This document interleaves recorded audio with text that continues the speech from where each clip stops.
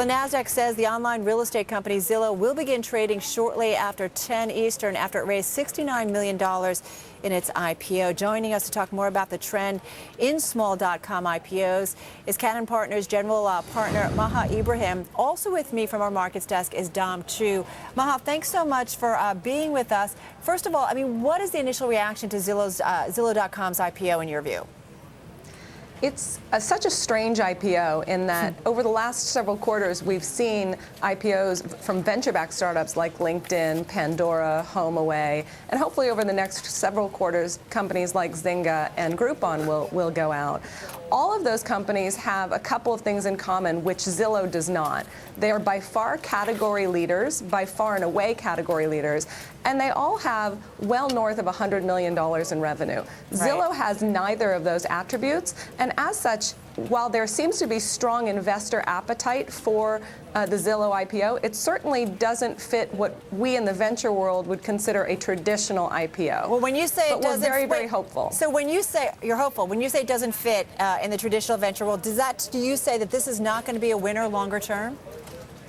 I am concerned about the long-term prospects of the stock. Because they're growing very, very quickly. I think 75% from 2009 to 2010, albeit off of a very small base. So 2010 revenues were around 30 million. What they're going to need to show for long-term prosperity of the stock, in my opinion, is really a leapfrogging past their competitors like Realtor.com, which I believe is under the NASDAQ ticker MOVE, and Yahoo Real Estate.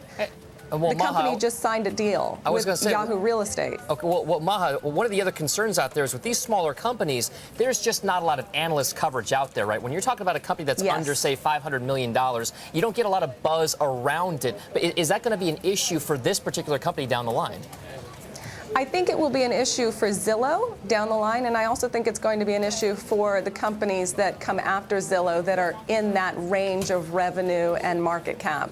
So we're going to need to see a bolstering of the research analyst community in order to support the bulk of these stocks that are coming up. Well, one of the other concerns that a lot of people have out there is this idea of a low float IPO. Zillow not selling a lot of its shares in the IPO. Yes. Is there a scarcity value attached to this? Is demand out there simply because there aren't that many shares out there to be traded? I believe so. Certainly Zillow's built a huge brand, which is enabling them, I think, to garner the attention that they've had. LinkedIn did the same thing, mind you. So I do think that that's a huge factor in the run-up that you're seeing on the stock. So, Maha, in terms of how Zillow's IPO plays out, will that give us a good indication of the rest of the kind of smaller cap, smaller name IPO market? Or, as you said earlier, Zillow's kind of different from the rest of the other names that have been floated out there. Yeah, they've really separated themselves from the pack in that they are not, again, the category leader.